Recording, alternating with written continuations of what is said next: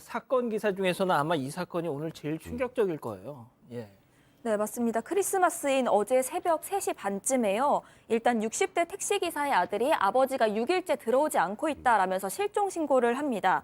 그런데 이 같은 날 몇 시간 뒤죠. 오전 11시 22분쯤에는 완전히 다른 곳에서 다른 신고가 접수가 되는데 경기도 파주시 남자친구의 아파트 옷장 안에 죽은 사람이 있다. 이런 112 신고가 접수가 된 겁니다. 그래서 경찰이 일단 이 시신에 대해서 신원 파악에 나섰는데 이 여기에서 숨진 채 발견된 사람이 바로 실종 신고가 된 택시기사였던 것으로 확인이 된 겁니다. 예. 자, 남자친구 크리스마스를 맞이해서 남자친구 집에 가서 옷장을 탁 열었는데 거기서 시신이 나왔다.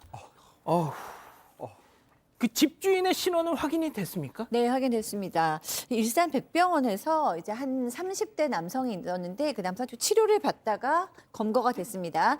파주 아파트에 거주하고 있는 용의자가 체포가 된 것입니다. 이 남성 체포 직후에 범행을 자백을 했습니다.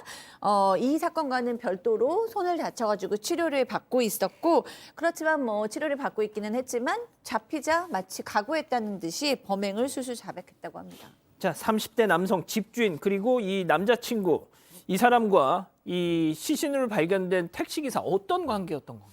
그러니까 이게 이 남성의 경찰 진술에 따르면 20일 날 밤 한 10시 10분에 본인이 술을 마시고 운전을 하고 있었다고 합니다. 예. 근데 음주운전 중에 이 피해자인 택시기사분이 운행하는 택시하고 접촉사고가 난 거예요. 그래서 그 합의금 문제로 이 택시기사와 말다툼을 벌이다가 술도 취한 그 취중 상황에서 우발적으로 택시기사를 살해했다고 하고요. 남성이 이 과정에서 이 기사에게 수차례 둔기까지 휘두른 것으로 일단 진술을 한 상황입니다.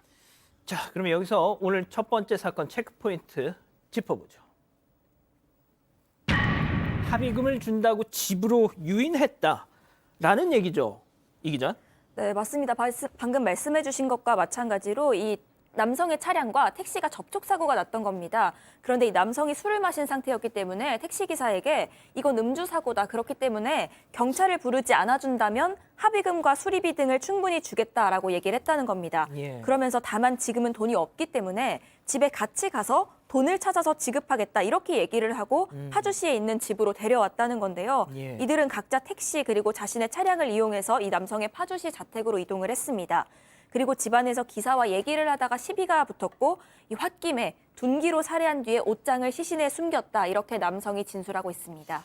자, 일단 이 용의자의 주장입니다. 승 의원님 어떻게 보시나요? 사실 이 관계를 조금 더 들여다봐야 되고 저희가 가지고 있는 거는 굉장히 큰 어떤 그 퍼즐 중에 작은 하나의 파편을 알고 있는 부분이라서 제가 맞다 안 맞다 이렇게 말씀드리는 게 한편으로는 조금 조심스러운데요.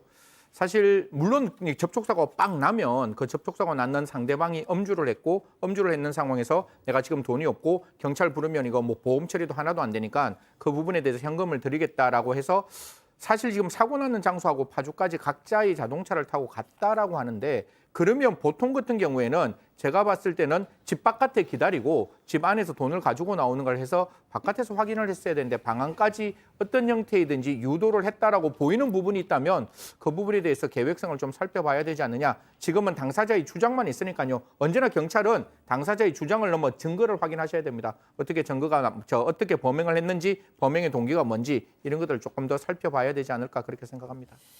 자, 그런데 말이죠. 그 시신을 발견한 이 용의자의 여자친구의 신고도 있었지만 이 기사님의 가족들의 신고도 있었다는데 백 변호사님. 네. 보니까 이 아드님이 카톡을 했다는 거예요. 자기 아버지에게. 그렇죠. 자, 그런데 거기서 뭔가 또 이상한 게 있었다는 거죠. 그러니까 지금 이 택시기사가 사실상 사망한 시점에 그 택시기사로부터 이 택시기사의 아들에게 문자가 갔다는 겁니다. 아빠 배터리 없어. 통화는 안 돼. 이런 메시지가 전송이 됐다는데 그렇다면 저 메시지를 누가 보냈을까요? 그러면 결국 이 상대 남성이 보낸 것인데 예. 아까 조금 전에 승 의원님이 이제 계획 범행의 가능성도 배제할 수 없다 말씀을 하셨는데요. 그걸 확인해 보려면 첫 번째 이 남성의 집에 실제로 지급할 돈이 있었는지 그걸 체크해 보는 게 굉장히 중요한 아하. 게요. 통상적으로 이런 경우에 제가 지금 당장 현금이 없지만 지금 예를 들어서 ATM기 가서 돈을 뽑아서 드리겠습니다라거나 그런 방식으로 보통 해결하지 집으로 가는 경우는 흔치 않거든요. 예. 근데 실제로 이 남성이 집에 돈이 그렇게 쌓아놓고 합의금을 줄 만한 돈이 있었다면 모르겠지만 그게 아니라면 분명히 다른 목적이 있을 가능성이 있기 때문에 그 부분 확인해 보는 게 중요할 것 같습니다. 일단 음주 교통사고 자체는 승 의원님 네네.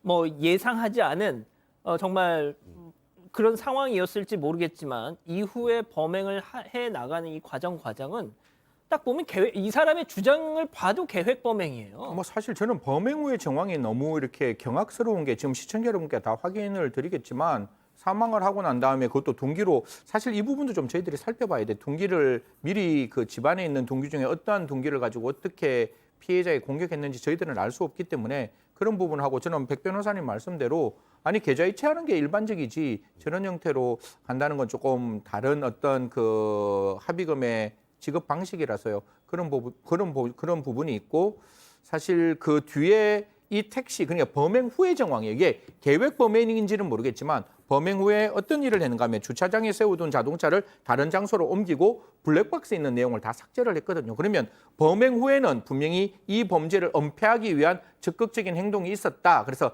계획성은 저희들이 조금 들여다보는 게 어렵지만 범행 후에 이 범행을 은폐하기 위한 적극적인 어떤 양형은 이 판단 사유에서는 굉장히 부적절한 형이 올라갈 수밖에 없는 범행 후의 정황이 분명히 있다는 말씀은 드릴 수 있습니다. 예. 이 남성의 옷장에서 시신을 발견했던 그 여자친구에 대해서는 경찰이 만일의 경우에 대비해서 위해에 노출될 가능성이 있다고 해서 신변보호 조치를 취했다고 하고 있습니다. 이 사건 뭐 하루 이틀로 끝날 것 같지는 않은데요. 계속해서 속보 전해드리겠습니다. 아직 안 끝났습니다. 이거 눌러주세요.